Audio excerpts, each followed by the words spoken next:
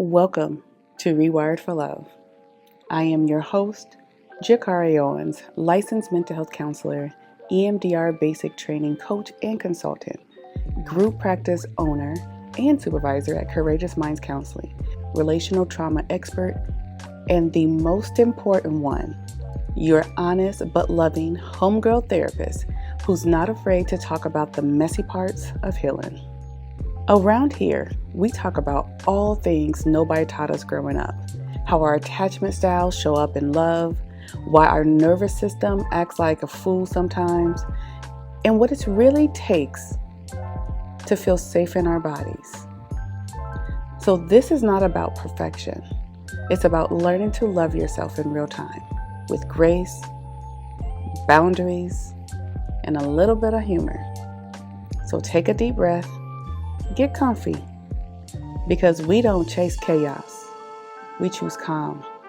And this is Rewired for Love. All right, let's go ahead and get into it.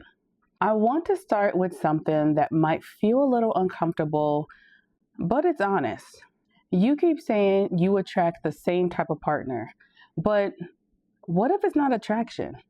What if it's familiarity? What if the reason your relationship feels repetitive isn't bad luck, but it's rehearsal? Not conscious rehearsal, not your sitting around planning it, but your nervous system recognizing something it already knows. See, a lot of us have been calling these patterns my type, or it's just who I am, or even man ain't nothing, when really it's deeper than that. Your body choosing what feels familiar, even if it doesn't feel good. And I need you to hear me clearly. This is not about blaming you. We're not doing shame today. We're not diagnosing today either. We are understanding, because once you understand something, you can actually change it. But you can't heal what you keep mislabeling. So today, we're talking about attachment. We're talking about trauma, and we're talking about why you love the way that you do. So let's make this make sense. Attachment is simply, it's how you learned to receive love, how you learn to ask for what you need, and how safe you feel being close to other people. That's it. It's not complicated, but it is powerful. And here's the part that people don't always say out loud. You didn't learn this in your last relationship. You learned this way before that. Attachment is formed in childhood. And I like to say it is the deepest 0 to 5.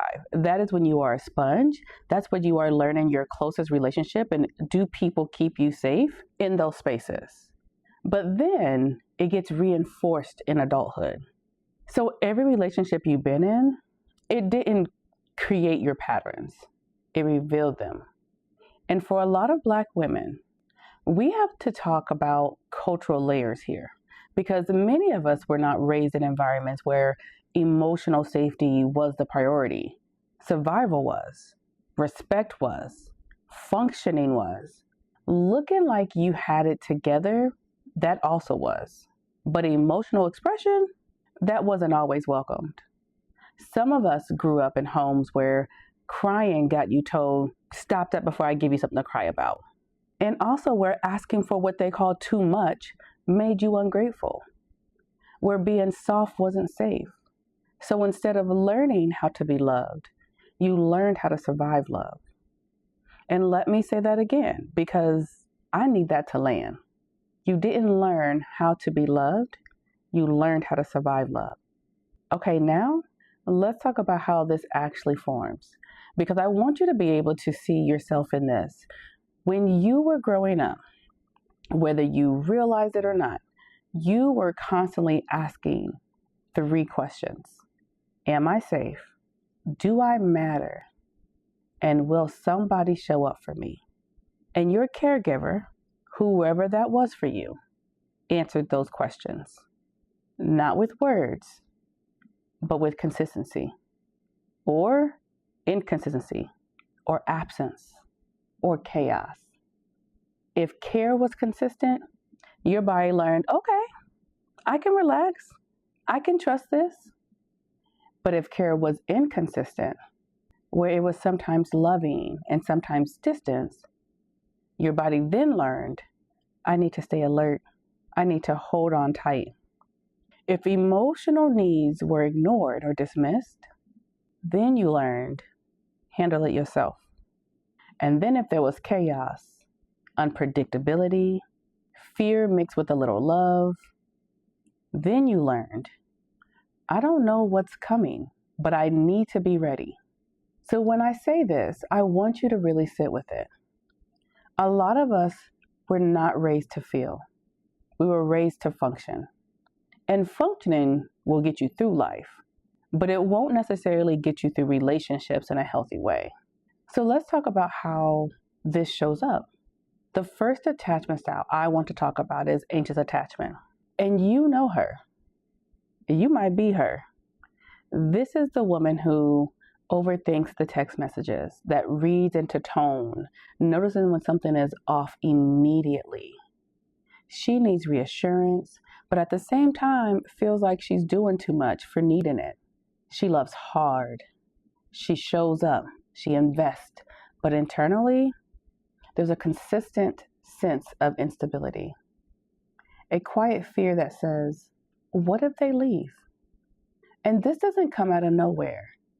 This comes from inconsistent caregiving, from love that felt unpredictable. So now in relationships, what happens? When she feels scared, she leans harder. She clings. She overexplains. She tries to secure the connection before it disappears. And here's where it gets complicated for Black women specifically, because you might look independent on the outside, and you might be handling your business. You might be the one everyone comes to, but internally, you're craving emotional safety, and your body sees it. So let me give you a truth you might not have heard before. You are absolutely not needy. You're used to love disappearing. Now let's shift. Let's talk about avoidant attachment. And I'm gonna say this with a little edge because somebody needs to hear it straight. You saying, I don't need nobody, I got it, I'm good. This is a person who struggles with vulnerability, who shuts down emotionally when things get real, who pulls back the moment someone gets too close. But it's not because she doesn't care, but because closeness feels overwhelming. And the root of this response is that emotional needs were ignored for her. They were dismissed. They were minimized. So you learned early, handle it yourself. Don't depend on nobody. Don't expect too much. And then in relationships, that shows up as distance, avoiding deep conversations, keeping people at arm's length, because needing someone doesn't feel safe. Now let's add a little culture into it. Hyper-independence in Black women. It gets praised. It gets celebrated. Don't rely on nobody. Be strong. Handle your business. And yes, strength is real. But what we don't talk about is how sometimes that strength is actually protection. So here's the truth. You're not independent. You're unprotected. What's that saying? Nobody's coming to save you. That's you. Now, the next one. This one runs deep. Disorganized attachment. And I want you to slow down and really listen to this one, because this is where a lot of unspoken pain lives. This is the people who want love, but also fear it at the same time, whose experiences push-pull dynamics, who can feel overwhelmed even in a healthy relationship. One moment she's all in, and the next she's shutting down. And she doesn't always understand why, because the root of it is very complex. Because love and fear came from the same place. The same person was supposed to be providing safety, was also the same person creating harm. Whether that was emotional, physical, or psychological harm, your nervous system learned, I want connection.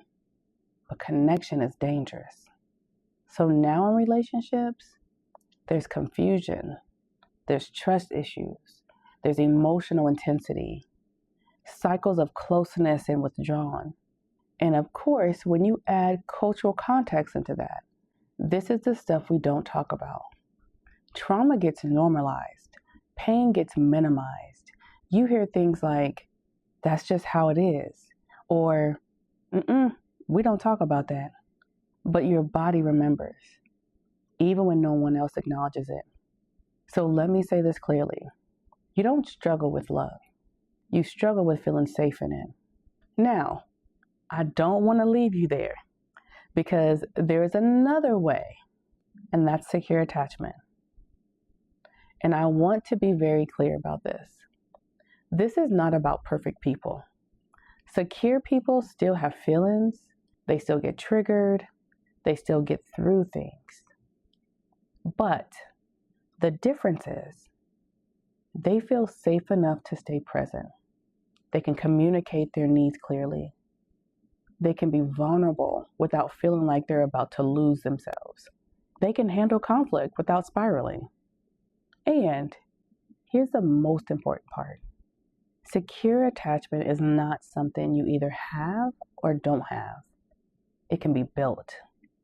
It can be learned. It can be earned. So if you didn't grow up with it, that does not disqualify you. You can still create it. You can still experience it, and you can still become it.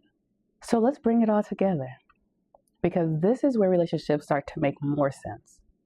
Anxious and avoidant, that's that toxic dance.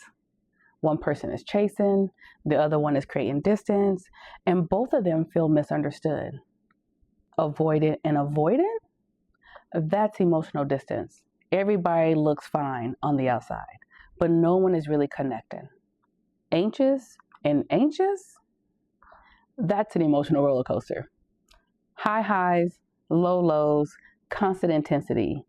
And I need you to understand this. You're not choosing wrong. You're choosing familiar. Your nervous system is saying, I've been here before. I know how to do this, even if this hurts. So I want to leave you with a few questions. And I don't want you to rush past them. I want you to sit with them. When do you feel most triggered in relationships? What are you afraid will happen if you fully show up in them? And what did love actually feel like? Growing up? Not what it looked like. What did it feel like? Because that feeling, that's what you've been recreating. And here's your final truth for today. Healing is not about finding a better partner. It's about becoming a safer space for yourself. Because when you feel safe within, you stop chasing what feels like chaos. And you start choosing what feels like peace. If this episode had you sitting there like, okay, wait a minute, I want you to share this with someone who needs it. Especially that friend who keeps saying, why does this keep happening to me? And in the next episode, we're going to talk about how to actually begin healing your attachment styles. Not just understanding it, but changing it. And I'll see you there. Thank you for joining me for another episode of Rewired for Love. If today's conversation resonated with you, share with someone you care about, or take a moment to leave a review. Your feedback helps this community to grow and keeps these healing conversations flowing.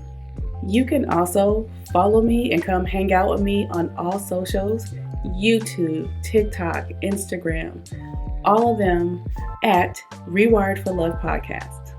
Go there to get your daily doses of healing, honesty, and a whole lot of love. Until next time, keep listening to your body, lead with compassion, and remember, you are safe enough to love and be loved.